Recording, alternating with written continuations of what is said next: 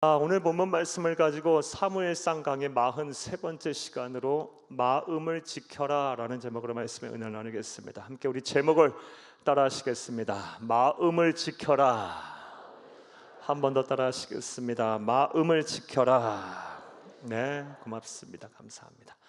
먼저 지난 시간에 대한 말씀을 간단하게 해드리겠습니다. 지난 시간에 우리는 인생의 바닥의 순간이 하나님의 은혜의 시작점이다라는 말씀을 들었습니다. 사무엘상 22장 1절에서 5절 시점에 다윗의 인생은 떨어질 때까지 떨어졌어요. 밑바닥까지 추락을 했습니다. 사무엘상에 기록이 된 다윗의 인생을 그래프 곡선으로 이렇게 나타내 보면요, 우리 묘사를 해보면 그가 이새의 8번째 아들 목동이었을 때 그 아무도 알아주지 않았던 소년에 불과했습니다. 그런데 하나님께서 그를 이스라엘의 제2대 왕으로 선택을 하셨어요. 그리고 나서 우리 너무나도 잘 아는 골리앗과의 싸움에서 하나님께서 그를 사용하셔서 그를 통하여 골리앗을 이기게 하셨고 이스라엘을 구원케 하셨어요. 민족의, 나라의, 구국의 영웅이 됩니다. 그리고 나서 이 사울 왕의 사위도 되고 군사령관도 되고요. 자, 그런데 이때부터 이제 사울의 시기와 질투가 시작됐고 그를 살해하려는 끊임없는 시도가 계속됐어요. 그의 인생이 추락하기 시작합니다. 계속해서 떨어집니다. 도망자로 살다가 이 적국인 이 골리앗의 고향인 가드까지 도망쳐서 거기서 살기 위해서 미친 척도 해요. 그렇게 추락할 대로 추락하다가 오늘 이 지난 말씀인 사무엘상 22장 1절에서 5절 시점에 보게 되면 사체들이 즐비한, 짐승의 사체들이 즐비한 사해바다 근교의 어느 석회암 동굴인 아둘람 동굴까지 피신을 가게 됩니다. 몇 사람 없이요. 그의 인생이 바닥까지 떨어졌어요.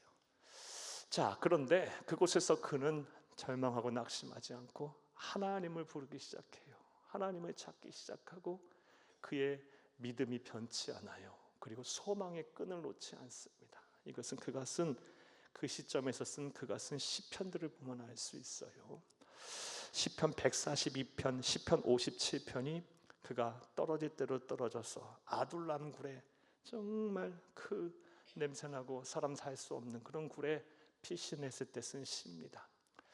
그런 그 아둘람 굴에서 하나님을 찾고 부르짖었더니 하나님께서 그의 인생의 바닥의 시점부터 하나님이 이제 은혜를 부어주시기 시작해요. 어떤 일들이 일어나게 됩니까? 소원한 관계였던, 불편한 관계였던 가족들이 찾아와요. 가족들 또한 사울 왕의 그런 살해 위협을 당하던 때였기 때문에 다윗에게 피신해 온 거예요. 다윗을 잡아 죽이기 위한 가장 효과적인 수단은 가족을 인질 잡는 거 아니겠어요? 그래서 이 다윗의 가족들이 다 다윗에게 몰려들기 시작하고 사랑으로, 믿음으로 하나가 됩니다. 사랑하는 여러분, 성경은 우리에게 말해요. 제육이 그득한 집안에서 싸우는 것보다 마른 떡 한 조각 가지고 화목한 것이 더 복되다라고 우리에게 말씀하고 계세요. 사랑하는 여러분, 우리가 억만금을 소유하고 산의 진미를 몇 끼마다 먹은들 가족 간에 매 다투고 싸우고 마음이 하나가 안 되고 부부 간에 의심하고 부모와 자녀 간에 원수처럼 지내고 형제 간에 불편한 관계 속에 산다면 우리의 무슨 낙이 있겠어요? 가족이 화목해야죠. 여러분의 가정이 그렇게 되기를, 사랑과 믿음으로 더욱 하나가 되고 정말 사랑이 넘치는 가정이 될 수 있기를 간절히 주의 이름으로 축복합니다. 밑바닥이 떨어진 그 시점에 하나님의 은혜가 시작되는 거예요. 또한 어떠한 은혜가 다윗에게 임했습니까? 사랑하는 여러분, 그는 호련단신으로 겨우 몇 사람의 수하들만 데리고 피신을 당하던 상황, 피난을 당하던 시기였는데 그에게 무려 400명이나 되는 사람들이 몰려들기 시작합니다. 물론 그 400명이라는 사람들 다 제대로 된 사람은 없었어요. 하나같이 사회적으로 눌린 자들, 그리고 압박을 받고 핍박을 받고 또 차별을 받던 사람들이었습니다. 사울 왕에 의해서 핍박을 받았던 사람들, 경제적으로 어려움을 당해서 빚진 자들, 그리고 나아가서 신분적인 요인, 사회적인 구조, 아니면 여러 차별적인 요인으로 인해서 성공할, 그리고 자신의 뜻을 펼칠 기회조차 얻지 못했던 사람들 무려 400명이 다윗에게 몰려들어왔고, 다윗은 그들의 우두머리가 됩니다. 이후 이 400명은 다윗이 이스라엘의 왕이 됐을 때 그의 충직한 부하들이 됐고요, 이스라엘을 떠받드는 기둥들이 됐어요. 평생을 함께할 믿음의 동력자들을 얻게 됐어요. 인생의 밑바닥까지 떨어져서 더 이상 바라볼 곳이 없어서 하나님을 바라보고 의지하며 소망을 잃지 않았더니 하나님께서 은혜를 부어주셔서 그와 함께할 400명이라는 사람들을 보내주셨어요. 우리에게도 이런 일들이 종종 일어납니다. 갈 곳 없을 때, 내 마음을 어디다 둬야 할지 모를 때 하나님을 찾고 부르짖었더니 생각하지도 못했던 위로의 손길이 이곳저곳에서 찾아오는 경우가 종종 있어요. 교회 안에서 참 그런 일들 많이 일어납니다. 사랑하는 여러분, 여러분들이 혼자가 아님을 기억하세요. 여러분들이 왜 기도하는 사람들이 있습니다. 꼭 기억하세요. 우리 주 예수님께서 지금 하나님의 보좌 우편에서 기도하고 계시고, 많은 죄종들과 성도들이 여러분을 위해 기도하고 있음을 꼭 기억하시고 힘을 내시기를 간절히 주의 이름으로 부탁합니다. 인생의 밑바닥에 떨어져 있을 때 다윗이 하나님을 의지하고 하나님에 대한 소망의 끈을 놓지 않았더니, 그리고 그것을 오히려 감사했더니 하나님께 또 어떤 은혜를 부어주셨냐. 사랑하는 여러분, 이 리더가 되는, 그래서 한 나라를 이끌 왕으로서의 그런 역할을 충분히 수행할 수 있는 훈련을 시키셨어요. 사랑하는 여러분, 다윗은 일약 구국의 영웅이 된 사람이에요. 양을 치던 목동에서 골리앗과 싸워 이겼고, 그리고 하나님의 은혜가 함께 하셔서 그가 나가서 싸우는 곳곳마다 승리케 하셨어요. 제대로 된 제왕 교육을 받은 사람이 아닙니다. 그런데 이 400명이나 되는 오합지졸을 끌고 다니면서 그는 그 인생의 밑바닥에서부터 사람을 쓰고 다스리는 용인수를 배웠고, 리더십을 함양했으며, 또 이 400명을 먹여 살리는 것이 보통 일이 아니겠어요? 아무것도 없는 상황에서 물자를 조달하고 또 분배하고 여러 기타 등등 이 제왕 훈련을 철저하게 했던 거예요. 하나님께서 그런 훈련을 인생 밑바닥에서부터 시키신 거예요. 이런 점을 볼 때 느끼는 것, 항상 공감하는 것이 있는데, 제 부족한 제 삶의 인생을 통해서도 경험한 바고요, 하나님의 백성에게 고난은요 다 유익입니다. 정말 고난은 유익이에요. 의미 없는 고난은 없습니다. 그리스도인에게, 하나님의 백성에게 의미 없는 고난은 없어요. 그럼 우리가 해야 할 일은 뭡니까? 내 인생이 밑바닥에 있고 지금 내가 고난의 한순간에 한복판에 있다 한다면 그곳에서 우리는 뭘 찾아야 합니까? 하나님이 내게 주시는 인생 레슨을 잘 받아야지, 신앙교육을 훈련을 잘 받아야지, 하나님의 뜻을 분별하게 노력을 하셔야 합니다. 성도에게서 다시 말씀드립니다. 의미 없는 고난은 없습니다. 하나님의 백성 그렇게 힘들게 하시지 않습니다. 이유가 있기 때문에 하나님 그렇게 하시는 겁니다. 여러분이 어떠한 상황, 어떠한 일들을 겪을지는 모르겠지만, 사랑하는 여러분, 내가 힘들면 힘든 겁니다. 누가 알아주고 어떻게 생각하고 바라보든 간에 내가 힘들면 힘든 거고, 내가 인생이 밑바닥이라 생각이 되면 그게 밑바닥인 거예요. 그러하다면 그곳에서 하나님이 여러분에게 주시는 뜻과 계획을 잘 분별해내시고 하나님이 주시는 인생 훈련, 신앙 레슨을 잘 받으시기를 바랍니다. 다윗과 같이 하나님께서 여러분의 정금같이 쓰시게 될 줄로 믿습니다. 자, 여기까지가 지난 시간에 대한 주된 말씀이었습니다. 이제 오늘 본문에 대한 강의를 하겠습니다.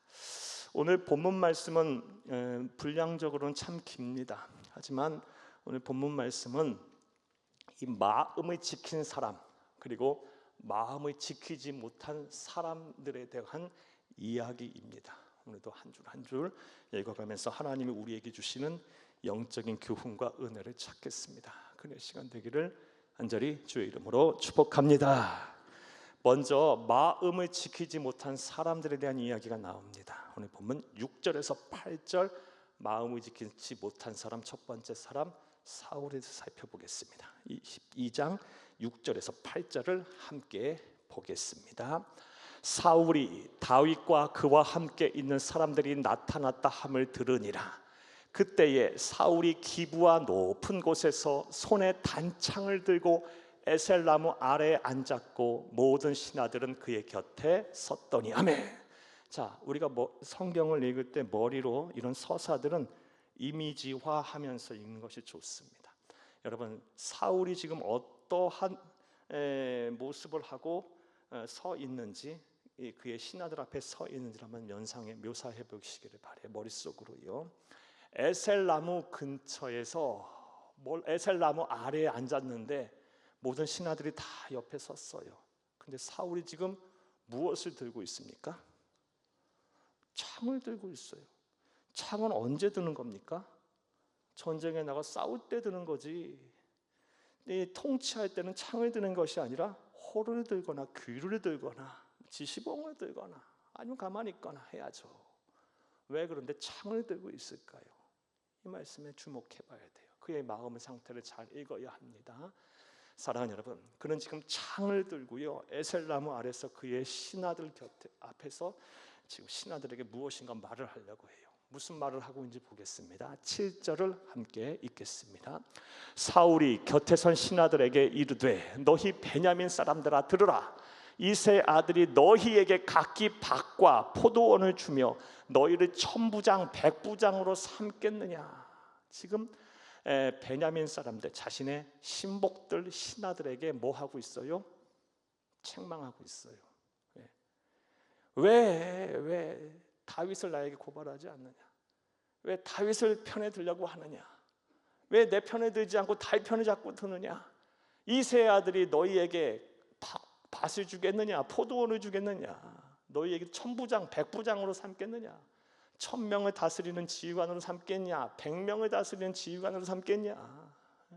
명예를 주겠냐? 부를 주겠냐? 권세를 주겠냐? 지금 이 얘기를 하고 있는 거예요. 어떠한 심리 상태에서 이런 말을 하고 있는지 잘 생각을 해보시기 바라요. 8절도 읽겠습니다. 너희가 다 공모하여 나를 대적하며 내 아들이 이새의 아들과 맹력하였으되 내게 고발하는 자가 하나도 없고 나를 위하여 슬퍼하거나 내 아들이 내 신하를 선동하여 오늘이라도 매복하였다가 나를 치려하는 것을 내게 앓는 자가 하나도 없도다 하니. 지금 다 신하들 탓을 하고 있어요. 다윗을 죽이려고 하는 것은 사울이지 신하들이 아니에요. 신하들이 사울을 죽이려고 하는 것이 아니에요. 그 누구도 사울을 대적하고 있지 않아요. 피해망상, 자기 부정에 빠져서 신하들을 막 책망하고 있어요. 왜 내 편을 안 들고 다윗 편을 드느냐? 다윗과 또 내 아들 요나단이 공모해서 나를 힘들고 죽이려고 하는데 왜 내 편을 안 들고 다윗 편에 드느냐? 이 망할 것들란 말은 없습니다. 네, 사랑하는 여러분, 사랑하는 여러분, 지금 이 사울 왕의 심리 상태가 이해가 됩니까? 그의 마음을 지배하고 있는 감정이 무엇입니까? 왜 창을 들고 있습니까? 두려움이에요. 두려움. 왕권을 빼앗길지 모른다라는 두려움. 이 두려움 속에 있는 거예요. 그는 지금 이 두려움이라는 마음을 통제하지 못하고 있는 거예요. 이 두려움이라는 감정을 다스리지 못하고 이 두려움이라는 감정으로 마음이 무너져 내려버리는 거예요. 그러니까 막 잊지도 않는 피해망상에 빠져서 왜 내 편은 안 드느냐, 왜 다윗 편에 드느냐 하면서 신하들을 막 책망하고 신하들을 막 죽이려고까지 하고 있는 거예요. 창을 들고요. 공포 정치를 시행하고 있는 거예요. 자, 이러한 사울의 행동을 교훈을 삼아서 우리 그리스도인으로서 우리가 경계해야 할 마음은 무엇일까요? 바로 두려움입니다. 두려움. 사랑하는 여러분, 저와 여러분이 오늘 지켜야 할 마음 가운데 하나, 이 두려움입니다. 이 두려움에서 잘 벗어날 수 있기를 간절히 주의 이름으로 축복합니다. 그런데 우리가 이것을 잘못 생각을 하게 되면 이 두려움이라는 감정을 죄로 여길 수가 있습니다. 그런데 두려움이라는 감정은 죄가 아닙니다. 인간이 가지고 있는 본성이에요. 두려움을 느낀다는 거. 이거 누가 이런 감정을 부정할 수 있겠어요? 난 두려움이 없다고요. 왜 무서운 것이 없고요? 왜 두려운 것이 없습니까? 사랑하는 여러분, 여러분이 가장 무섭고 두려워하는 것이 무엇입니까? 어떤 존재가 아니라 할지라도요, 그런 이 상황에 놓이게 되면 두려울 거예요. 사랑하는 사람이 갑자기 떠난다든가, 아니면 막 세상을 이별한다든가, 아니면 내 몸이 갑자기 아파서 막 큰 병원에 가서 건강검진 받았더니 큰 병이 들었다고 얘기를 한다든가, 막 생각하기도 힘들죠. 생각만 해도 힘드시죠. 꼭 귀신을 보고 무서운 존재를 바라봐야 우리 두려움이 생깁니까? 이런 상황적 요인들 위해서도 우리는 두려움을 느껴요. 인간이 가진 본성이에요. 따라서 두려움을 죄로 여겨서는 안 됩니다. 문제는 두려움을 어떻게 다스리냐가 문제예요. 두려움을 잘 다스려야 돼요. 오늘 본문을 보게 되면요, 이 두려움을 잘 다스린 사람과, 한마디로 마음을 잘 지킨 사람과 두려움이라는 감정을 잘 지키지 못한 사람이 딱 나와요. 사랑하는 여러분, 이 두려움이라는 감정을 잘 지키지 못한 사람은 일단 사울이고요, 우리가 살펴본 대로. 반대로 두려움이라는 감정을 잘 지배하는, 이 다스린 사람은요, 다윗이에요. 다윗이 어찌 보면 더 큰 두려움 속에 있지 않습니까? 지금 도망자 신분이에요.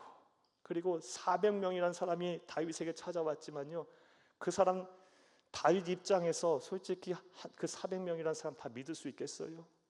언제 배신할지 모르는 사람이에요. 그 사람들은요. 그 사람들은 근원이 우리가 어디에 있는지도 모르는 사람들이에요. 불량자예요. 사회 불만 세력들이에요. 그 사람들에게 먹을 것과 입을 것과 그리고 비전을 주지 않으면요, 언제 등 돌릴지 몰라요. 그리고 사울의 위협은 계속되고요. 부모도 인질로 잡힐 수 있는 상황에서 우리 지난 본문에서 봤지만 부모를 누구에게 맡깁니까? 이방 나라인 모압 왕에게 부탁해요. 부모를 이방 나라에게 맡기는 상황이고요. 생각하면 사울보다 다윗이 더 두려움 속에 있을 수 있어요. 자, 그런데 이 다윗은 이 두려움이라는 감정을 잘 통제하고 다스려요. 두려움이 생겼을 때 그것을 누구에게로 가져가냐? 하나님께로 가져갑니다. 이건 다윗은 시편 시를 보면 알 수 있어요. 시편 56편 3절을 함께 보겠습니다. 내가 두려워하는 날에는 내가 주를 의지하리이다. 이 시편 56편은요, 우리가 지난 사무엘상 21장에서 본 본문에서 상황에서 쓴 시예요. 그가 가드 왕 이가스에게 갔을 때 신하들이 그를 알아보고 그를 죽이려고 할 때 미친 척 했대. 그 순간에 쓴 시예요. 그 일을 겪고 나서 죽다가 살아났어요. 골리앗의 고향인 가드까지 도망을 갔는데 그곳에서 블레셋 왕의 신하들이 다윗을 알아보고 다윗을 죽이려고 하니까 막 미친 척하며 겨우 살아났어요. 그리고 나서 쓴 시가 시편 56편이에요. 부재에 달렸어요. 그때 뭐라고 얘기해요? 내가 두려워하는 날에는 여호와를, 내가 주를 의지하리이다. 두려움이라는 감정이 생길 때마다 그는 그걸 누구에게로 가져간 거예요? 하나님께로 가져가서 이 하나님 앞에서 이 해결을 본 거예요. 두려움을 확신으로, 두려움을 담대함으로 바꿔온 거예요. 사랑하는 여러분, 저와 여러분도 마찬가지예요. 세상을 살다 보면 이 두려움이라는 감정이 반드시 생깁니다. 오늘도 하루 종일 두려움 속에 살다 오신 분들 계실 거고요. 또 느닷없이 또 두려움 찾아올 수 있어요. 그럴 때마다 사랑하는 여러분, 이 두려움이라는 것을요, 하나님께로 가져가서 두려움을 담대함으로 바꾸어 나가시기를 간절히 주의 이름으로 축복합니다. 이런 관점에서, 이런 생각에서 여러분의 한 가지 여쭙겠어요. 여러분, 두려움이 찾아올 때 여러분은 가장 먼저 여러분이 손을 뻗는 것이 무엇입니까? 기도의 자리입니까? 아니면 무엇입니까?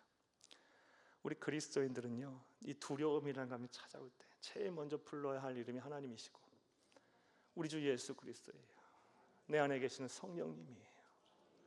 그러면서 이 두려움이라는 것을 하나님 앞으로 가져가서 기도하며 담대함으로 바꾸시며 나아가 하나님이 주시는 지혜로 두려움을 잘 이겨내세요. 하나님의 백성 절대로 내버려 두지 않으십니다. 우리 안에 내주에 계시는 성령님께서 여러분을 반드시 지키실 것입니다. 담대하게 하실 것입니다. 이런 은혜와 복 여러분 가운데 함께 하기를 간절히 주의 이름으로 축복합니다. 한번 따라합니다. 두려움이 생길 때마다 그것을 하나님께로 가져가라. 마음을 잘 지키세요. 그래서 자, 첫 번째로 이 마음을 잘 지키지 못한 사람 사울을 살펴봤어요. 두려움이라는 마음을 잘 못 지켜냈어요. 오늘 본문 말씀을 보면 또 다른 이 마음을 잘 지키지 못한 사람이 나옵니다. 그 사람이 이제 9절에서 10절에 나오는 에돔 사람 도액이라는 사람입니다. 그 사람이 어떤 일을 행했는지 한번 보겠습니다. 9절에서 10절 이어서 함께 읽겠습니다. 그때에 에돔 사람 도액이 사울의 신하 중에 섰더니 대답하여 이르되 이새의 아들이 노베 와서 아히두베 아들 아히멜렉에게 이른 것은 내가 보았는데 아히멜렉이 그를 위하여 여호와께 묻고 그에게 음식도 주고 블레셋 사람 골리앗의 칼도 주더이다. 아멘. 이 에돔 사람 도액에 관해서는요, 우리가 지지난주에 사무엘상 21장 7절 본문을 보면서 이 복선으로 나온 인물이다라고 말씀 한번 드렸었어요. 21장 7절 말씀에 보게 되면 이 다윗이 사울 왕의 살해 위협을 피해 당시 성막이 있던 노비라는 곳으로 도망을 갔는데 며칠을 먹지 못하다 보니까 너무 배가 고파갖고요, 제사장에게 뭐 먹을 것 좀 달라고 했어요. 아히멜렉에게요. 그랬더니 아히멜렉이 그것을 보고 율법에 정한 바 오로지 제사장들만 먹을 수 있는 떡 진설병을 다윗과 그의 일행들에게 주어요. 그 이유는 율법의 본질은 생명구원, 영원 사랑이었기 때문에 그래요. 율법의 조항과 준수를 지키는 것보다. 어찌 보면 아히멜렉은 진정한 제사장이었던 거예요. 그리고 이 다윗이 아무 무기도 없이 도망쳐 왔다 보니까 황망하게 황급히 도망을 하다 보니까 무기가 없는 거예요. 그래서 제사장 아히멜렉에게 뭐 싸울 무기가 있으면 좀 달라 했더니 골리앗의 칼을 줘요. 그런 모습을 누가 봤다? 21장 7절 말씀에 보게 되면 사울 왕의 목자장이었던 에돔 사람 도액이라는 사람이 거기에 섰더라라는 말씀이 있어요. 이건 복선이에요. 그리고 오늘 본문 말씀 보게 되면 이 도액이요, 에돔 사람 도액이 사울 왕에게 다윗과 또 그를 도와주었던 제사장 아히멜렉과 노베에 있는 모든 제사장들을 밀고 하는 장면이 나온 거예요. 이 도액은요, 사울이 막 화가 나서 피해망상, 두려움에 빠져 피해망상에 빠져 왜 내 편은 안 들고 다윗 편에 드느냐 하며 신하들을 책망할 때 이것을 자신의 성공 그리고 자신의 이익을 극대화할 기회로 여긴 거예요. 그래서 사울 왕에게 자기가 나서서 없는 말이 막 부풀려 갖고 매고를 한 거예요. 내가 거기서 그때 봤는데 이 성막에 있던 제사장 아히멜렉이 다윗 편에 서서 다윗 왕을 위하여 하나님께 묻고 무엇을 행해야 할 바를 알게 하고, 그리고 다윗이 배고파할 때 떡도 주고 심지어 진설병도 내주고 심지어 다윗을 위하여 무기도 줬나이다. 아히멜렉은 이후에 보겠지만 전혀 모르고 한 거예요. 그리고 순수한 마음으로, 영혼 사랑하는 마음으로 제사장의 입장에서 한 건데요, 이 도액이 자신을 이 성공 기회로 여기려고 이 기회를, 그래서 아히멜렉을 밀고 한 겁니다. 이후에 이 일로 인해서 아히멜렉을 포함해서 제사장 85명이 죽고 성막에 있는 성소가 있었던 노베 마을의 모든 어린아이부터 시작해서 어르신까지 전부 죽고요. 그다음 짐승과 가축 모든 생명이 있는 것들은 다 죽어버려요. 자, 마음을 지키지 못한 사람 또 한 사람 나왔는데 오늘 본문 말씀에서 본 도액입니다. 그는 어떠한 마음을 품었던 걸까요? 사랑하는 여러분, 타인의 위기를 틈타 이익을 얻으려는 기회주의. 이걸 우리는 또 경계해야 돼요. 사랑하는 여러분, 도액의 행동을 교훈 삼아 그리스도인을 우리가 경계해야 할 마음, 다시요, 타인의 위기를 틈타 이익을 얻으려는 기회주의, 이 마음을 우리는 그리스도인들은 경계해야 합니다. 사울이 분노하며 신하들을 압박할 때 도액은 이 위기를 자신의 출세와 왕의 신임을 얻을 기회로 여겼던 거예요.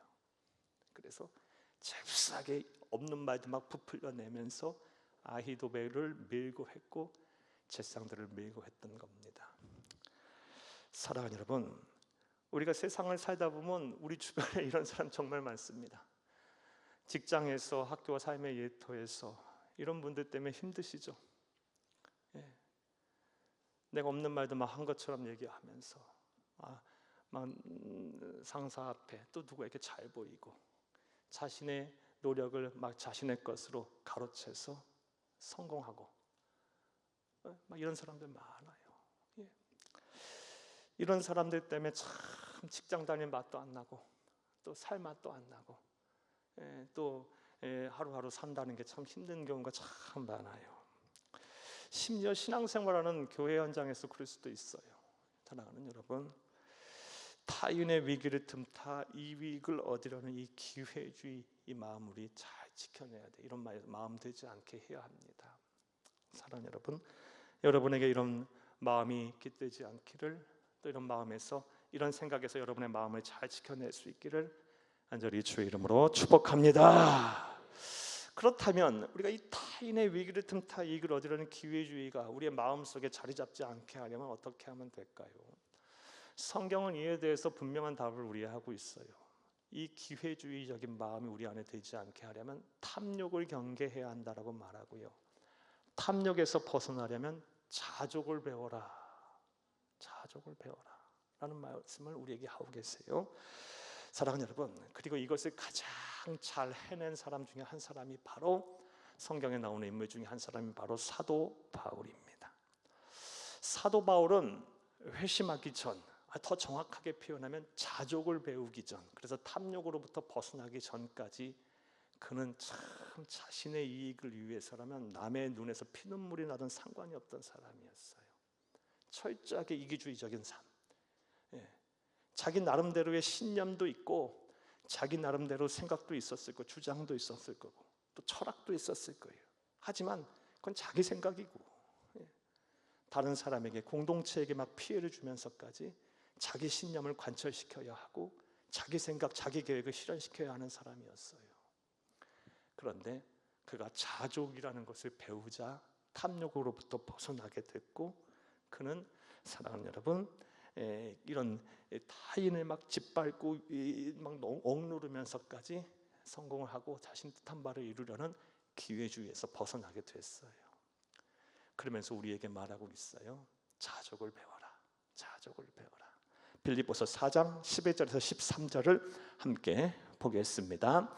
내가 궁핍함으로 말하는 것이 아니니라.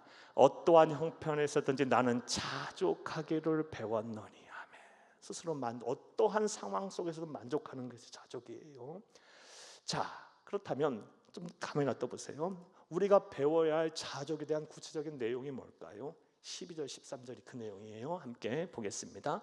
나는 비천에 처할 줄도 알고 풍부에 처할 줄도 알아 모든 일에 곧 배부름과 배고픔과 풍부와 궁핍에도 처할 줄 아는 일체의 비결을 배웠노라. 내게 능력 주시는 자 안에서 내가 모든 것을 할 수 있느니라며.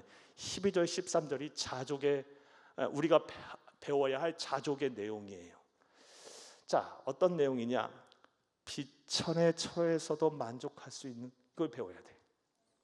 그리고 쉽게 말해 막 가난해지고 병들고 막 상황이 나빠지고, 지난주에 살펴본 대로 막 인생이 바닥까지 떨어졌을 때도 만족할 수 있는 이것도 배워야 하고, 그 반대로 하는 일마다 막 잘 되고 형통하고 그리고 막 계획한 대로 하나님께서 막 복을 주셔서 막 앞길이 막 시온의 대로 같이 열릴 때도 막 마음이 뭐 공허하거나 막 이러지 않고 그것 또한 만족할 수 있는, 그것도 배워야 돼요. 자, 그런데 사도 바울은 분명히 깨달았어요. 이렇게 비천의 처에서도 만족을 하고 풍부의 처에서도 만족하려면 방법은 하나밖에 없구나. 그게 바로 13절이에요. 내게 능력 주시는 자 안에 내가 모든 것을 할 수 있구나. 결국 내가 비천의 처에서도 만족하려면 하나님이 내 안에 계셔야 돼. 우리가 정확하게 표현하면 드리고 싶은 말로는 예수가 내 안에 충만해야 돼. 그리고 풍부의 처에서도 내가 만족하려면 내 의지, 내 힘과 내 능력으로 할 수 있는 게 아니고 예수가 또 충만해야 돼. 그래야 내가 능력 주시는 모든 것을 할 수가 있는 거예요. 한마디로 예수 충만. 예수 충만해야 풍부의 처에서도 만족하고 비천의 처에서도 만족할 수가 있는 겁니다. 하나님의 나라 가는 그날까지 저와 여러분이 평생 해야 될 훈련이 뭐다? 예수 충만. 그게 다른 말로 뭐예요? 예수님은 성령님이시니까 성령 충만. 결국 그거예요. 사랑하는 여러분, 이를 위해 예수님의 성품이 여러분이 인격되게 노력 좀 하세요. 예수님의 꿈이 내 비전이 되기에 노력하세요. 예수님처럼 생각하고 예수님처럼 사고하고 예수님처럼 말하고 예수님처럼 행동하게 노력을 하세요. 오늘 하루도 여러분 가만히 스스로를 한번 점검해 보세요. 나는 예수와 얼마나 비슷해지려고 노력을 하는 삶 살았나. 오늘도 벌써 9시 40분인데요 아침 하루 시작한 지 8시 9시부터 시작하셨다면 12시간의 시간이 지났죠. 12시간 시간 동안 오늘 여러분은 예수와 얼마나 함께 하시다 오셨나요? 우리가 사는 게 얼마나 바쁘고 얼마나 또 정신없이 사는지, 그래도 이 자리까지 오신 게 참 대단하신 거예요. 여러분 너무 고맙고 감사해요. 우리 그렇게 예수와 함께 못 살아요. 내 안에 예수가 막 충만하면요, 사랑하는 여러분, 예수님의 성품이 내 인격이 되면요, 예수님의 꿈이 내 비전이 되고 내 삶의 목표와 계획이 되면요, 비천의 처에서도 만족해요. 풍부의 처에서도 만족해요. 탐욕으로부터 벗어나서 나 막 미워하고 질투하고 경쟁하고 막 억누르면서 나 올라서려 하지 않아요. 그렇지 않아도 잘 되는데, 그렇지 않아도 내 마음은 천국인데. 사랑하는 여러분, 맨날 없이 살고 힘들게 살라는 말씀이 아니에요. 자족의 은혜를 배워서 마음이 천국을 이루고 그 천국을 이룬 마음속에 하나님의 은혜와 하나님의 지혜와 하나님의 복이 더해져서 이 세상에 사는 동안 정말 행복한 인생을 살라는 말씀이에요. 사랑하는 여러분, 이 은혜와 이 실천이 여러분 가운데 충만하기를 간절히 주의 이름으로 축복합니다. 축복합니다. 두 번째, 마음을 지키지 못한 사람 누구였습니까? 에돔 사람 도액이었어요. 지금까지는 마음을 지키지 못한 사람들에 대한 이야기였다면 이제부터는 마음을 지킨 사람들의 이야기입니다. 11절부터 17절까지의 말씀을 보겠는데요, 11절에서 15절까지 나오는 인물은 제사장 아히도벨입니다. 이 도액의 밀고를 받아 억울하게 사울왕 앞에 선 아히도벨이고요. 그리고 16절 17절 말씀은 이 사울 왕이 아히도벨을 포함하여 제사장들을 다 죽이려고 할 때 그 명령을 거부했던 호위병들입니다. 마음을 지킨 사람들에 대한 이야기를 또 한번 보겠습니다. 11절에서 17절 한번 읽겠습니다. 왕이 사람을 보내어 아히두베 아들 제사장 아히멜렉과 그의 아버지의 온 집 곧 노베 있는 제사장들을 부르매 그들이 다 왕께 이른지라. 아멘. 모든 제사장들이 다 왔어요. 사울이 이르되 너 아히두베 아들아 들으라. 대답하여 타되 내 주여 내가 여기 있나이다. 13절 사울이 그에게 이르되 네가 어찌하여 이새의 아들과 공모하여 나를 대적하여 그에게 떡과 칼을 주고 그를 위하여 하나님께 물어서 그에게 오늘이라도 매복하였다가 나를 치게 하려 하였느냐 하니. 없는 말을 막 한 거예요. 누가? 도액이 자신을 이거를 기회로 삼아서 출세 한번 해보려고요. 14절 읽겠습니다. 아히멜렉이 왕에게 대답하여 이르되 왕의 모든 신하 중에 다윗과 같이 충실한 자가 누구인지요? 그는 왕의 사위가 되고 왕의 호위대장도 되며 왕실에서 존귀한 자가 아니니까. 아히멜렉은요, 이런 아히멜렉은 대제사장이에요. 대제사장까지 위치에 오를 정도가 되면 눈치가 300달은 될 거예요. 정치력도 있을 것이고, 그렇다면 지금 상황이 어떻게 흘러가는지 다 알고 있을 거예요. 그런데도 사울 왕 앞에서 담대하게 진실말을 얘기해요. 그렇죠? 다윗과 같이 충실한 자가 누구인가요? 왕의 사위도 되고 왕의 호위대장도 되고 왕실도 존귀한 자가 아니니까 진실만을 얘기해요. 15절 읽겠습니다. 내가 그를 위하여 하나님께 물은 것이 오늘이 처음이니까 결단코 아니니이다. 원하건대 왕은 종과 종의 아비의 온 집에 아무것도 돌리지 마옵소서. 왕의 종은 이 모든 크고 작은 일에 관하여 아는 것이 없나이다 하니라. 다윗이 무고하니 다윗을 벌하지 마옵소서 하고, 나는 이 일에 대해서 아무것도 몰랐다. 실제 모르는 것이 사실이죠. 사무엘상 21장 말씀 보게 되면 우리 보았듯이 다윗이 왕에게, 사울 왕에게 쫓겨서 이 자리에 왔다, 이 성막까지 이르렀다고 말 안 했어요. 그렇죠? 왕의 심부름 받고 왔다고 했고, 또 아히멜렉은 믿었고요. 네. 사랑하는 여러분, 슬퍼란 사울의 살기 앞에서도 아히멜렉은 진실을 얘기해요.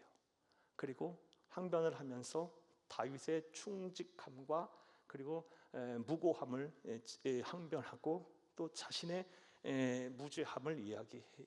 자, 이런 이야기들은 이제 사울 왕이 어떠한 짓을 했을까요? 함께 계속해서 읽겠습니다. 왕이 이르되 아히멜렉아, 네가 반드시 죽을 것이요 너와 네 아비의 온 집도 그리하리라 하고, 17절 왕이 좌우의 호위병에게 이르되 돌아가서 여호와의 제사장들을 죽이라. 그들도 다윗과 합력하였고 또 그들이 다윗이 도망한 것을 알고도 내게 알리지 아니하였음이니라 하나, 왕의 신하들이 손에 들어 여호와의 제사장을 죽이기를 싫어한지라. 호위병들은 왕명을 또 거부합니다. 사랑하는 여러분, 당시 고대 사회에서 왕명을 거부하는 것은 곧 죽음이죠. 그리고 호위병들은 민간인이 아니라 군인들이에요. 군령은 더 엄한 법이에요. 이 왕명을 거부한다는 것, 호위병들 자신이 죽는다는 것도 알았음에도 불구하면서 살기가 서슬퍼런 이 사울 앞에서 아히멜렉도 그랬고 호위병도 그랬고 진실을 이야기하고 자신의 결백을 주장하며 다윗의 무고함을 얘기했고 제사장 죽이기를 거부합니다. 사랑하는 여러분, 그들이 그렇게 한 이유가 무엇일까요? 그것이 무엇일까요? 사랑하는 여러분, 세상의 위협보다 그들은 더 하나님을 두려워했기 때문에 그래요. 하나님을 두려워하니까 진실을 얘기하는 거예요.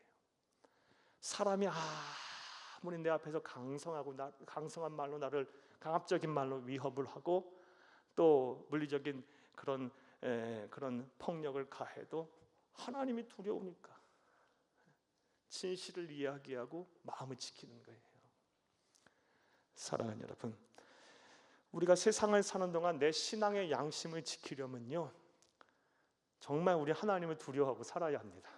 저도 그렇고 여러분도 그렇고요. 하나님을 두려워한다는 말은 한마디로 여호와를 경외한다는 거고요. 하나님을 경외하는 마음, 여호와를 경외하는 마음, 하나님을 두려워하는 마음이 내 안에 없으면요, 절대로 내 신앙의 양심 지키기가 어렵습니다. 순간순간 변하는 게 우리의 마음이고, 정말 연약하고 믿지 못할 게 우리의 마음인데요. 순간 신앙의 양심 팔아먹습니다. 저도 그렇고 여러분도 그럴 거예요. 항상 우리는 하나님을 두려워해야 합니다. 아히멜렉은 그게 있었고요, 호위병들도 그게 있었던 거예요. 그 왕명을 거부하는 거예요. 그리고 진실만을 이야기하는 거예요.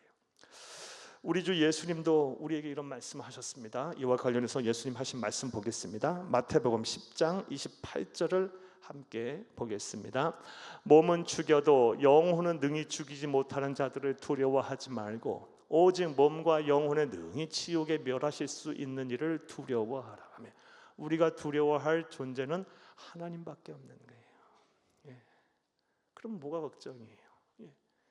하나님이 내 안에 계시고 내가 하나님과 나 영적으로 한 몸을 이루었고 우리 주 예수 그리스도로 말미암아 하나가 됐는데, 그 예수 그리스도, 하나님이신 예수 그리스도는 나보다 나를 더 잘하시고 나보다 나를 더 사랑하는데 뭐 걱정입니까? 우리가 두려워할 존재는 하나님밖에 없어요.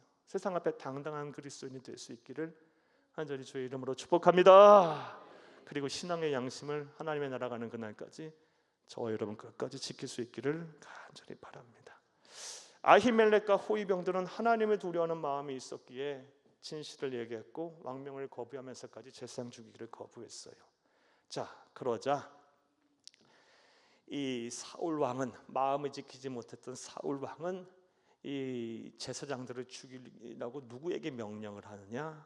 이후의 말씀을 보겠어요. 18절에서 23절의 말씀 한번 쭉 보겠습니다. 왕이 도에게 이르되 너는 돌아가서 제사장들을 죽이라 하매 에돔 사람 도액이 돌아가서 제사장들을 쳐서 그날에 세마포 에봇 입은 자 85명을 죽였고 제사장들의 성읍 노베 남녀와 아이들과 젖먹는 자들과 소와 나귀 양을 칼로 쳤더라. 도액은 마음을 지키지 않았던 사람이에요.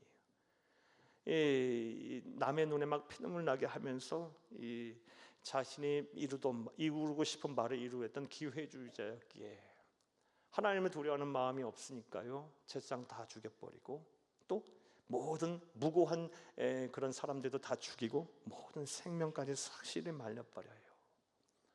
자, 그런데 이런 가운데도 하나님의 은혜가 또 이곳에서 있었어요.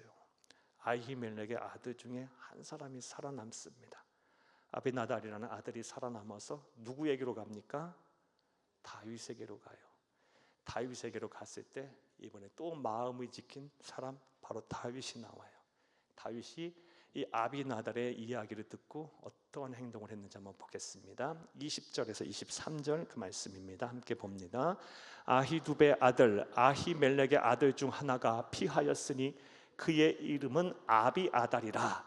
그가 도망하여 다윗에게로 가서 사울의 여호와의 제사장들 죽인 일을 다윗에게 알림해. 22절 다윗이 아비아달에게 이르되 그날에 에돔 사람 도액이 거기 있기로 그가 반드시 사울에게 말할 줄 내가 알았노라. 내 아버지의 집에 모든 사람 죽은 것이 나의 탓이로다. 두려워하지 말고 내게 있으라. 내 생명을 찾는 자가 네 생명도 찾는 자니 네가 나와 함께 있으면 안전하리라 하니라.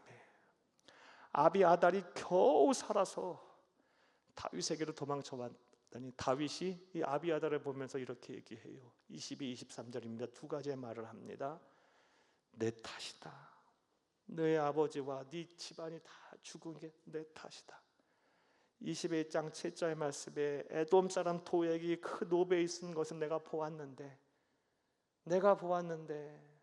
내 탓이다.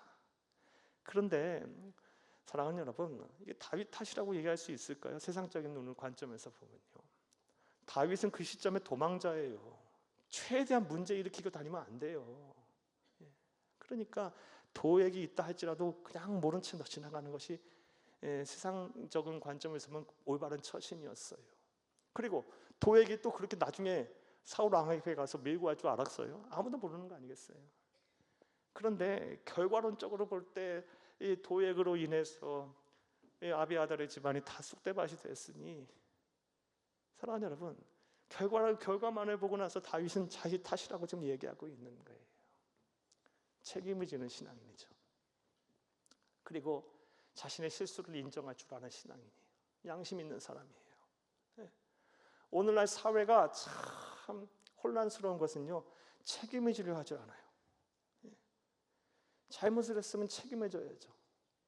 그리고 뭔가 바라고 원하는 뜻을 공동체 안에 이루지 못했으면 거기에 마땅한 지위에 있는 사람도 책임을 져야죠. 책임을 지려 하지 않기 때문에 세상이 혼란스러워요. 우리 그리스도인들은 이 책임을 지는 신앙인을 살아야 돼요. 그리고 또 두 번째로 뭘 이야기합니까? 너의 신분을 내가 지키겠다. 신변을 내가 지키겠다. 이후에 아비아달은요, 다윗과 함께하면서 다윗의 제사장이 되고 이후에 다윗이 통일 왕국의 왕이 됐을 때도 대제사장이 됩니다. 사랑하는 여러분, 끝까지 자기 사람을 챙기며 책임지는 신앙인, 부채의식이 있었겠죠. 아히멜렉에게 그 도움을 어려운 순간에 받았는데 자신의 실수로 인해서 아비아달의 아버지가 죽고 제사장들 85명이 죽고 모든 젖먹이서부터 모든 생명 다 끊은 씨가 많았으니 그 부채의식이 있었을 거예요, 다윗에게는요. 그래서 아비아달과 그의 후손들을 환대했던 거예요. 신앙이죠. 사랑하는 여러분, 그가 이렇게 할 수 있었던 근본적인 이유는 뭐예요? 마음을 지키고 있었기 때문에 그래요. 마음을 지키고 있었기 때문에. 우리 그리스도인들이요, 이 마음을 잘 지켜야 하나님의 사명도 잘 감당할 수 있고요. 그리고 마음을 잘 지켜야 또 내가 뭐 하는 신앙생활을 통해서 영광도 받으시는 겁니다. 마음을 잘 지켜야 돼요. 오늘 저와 여러분이 들어야 될 하나님의 음성입니다. 일찍이 잠언에서 이 말씀 우리에게 주셨어요. 이 말씀 여러분 꼭 외우세요. 잠언 4장 23절 말씀입니다. 함께 읽겠습니다. 모든 지킬 만한 것 중에 더욱 내 마음을 지켜라. 생명의 근원이 이에서 남이니라. 다 못 외우면 마음을 지켜라. 이거 외우면 돼요. 마음을 지켜라. 이거 외울 수 있죠? 마음을 지켜라. 이게 하나님의 음성이다. 이렇게 생각하시면 돼요. 오늘 이후부터 여러분 삶의 자리에서 마음들을 잘 지키세요. 오늘 마음을 지키지 못했던 부류의 사람들과 마음을 지켜낸 사람들의 이야기를 들었어요. 두려움이라는 마음을 잘 지켜내지 못했던, 통제하지 못했던 사울 왕. 사랑하는 여러분, 두려움이라는 감정은 누구에게나 가질 수 있는, 찾아올 수 있는 인간의 본성이에요. 이 두려움이 생겼을 때 그것을 하나님께로 가져가서 담대함으로 바꾸어 오세요. 꼭 그리하시기를 간절히 바랍니다. 그리고 타인의 위기를 틈타 이끌어내려는 기회주의, 탐욕에서 비롯된 건데요. 누구에게나 찾아올 수 있는 감정이에요. 또한요, 탐욕도. 우리 그리스도인들은 이것을 제어해서 이런 마음이 우리 안에 젖어들지 않도록 우리는 자족을 배워야 합니다. 비천의 처에서도 만족, 풍부의 처에서도 만족. 우리의 능력으로는 안 되고 내게 능력 주시는 자리에서 내가 할 수 있는 거예요. 따라서 비천의 처에서도 만족하고 풍부의 처에서도 만족하려면 비천에서도 예수 충만, 풍부의 처에서도 예수 충만하면 되는 거예요. 하나님의 나라가 가는 그날까지 우리 안에 예수가 충만하기를, 예수님의 성품 내 인격되고 예수님의 꿈 내 비전이 되고 예수님처럼 사랑하고 예수님처럼 말하고 행동하려고 노력을 하세요. 매일의 삶 가운데 이런 노력이 여러분을 예수 충만케 할 것이고 자족의 은혜를 누리게 하실 거예요. 사랑하는 여러분, 하나님보다 더 두려워할 대상은 없어요. 하나님만 두려워하고 사세요. 그리고 세상 앞에 당당한 그리스도인 되시고 끝까지 신앙의 양심과 또 자기 잘못을 인정하고 회개와 더불어 책임을 다하시는 마음을 잘 지키시는 성도님들 될 수 있기를 간절히 주의 이름으로 축복합니다. 축복합니다. 축복합니다.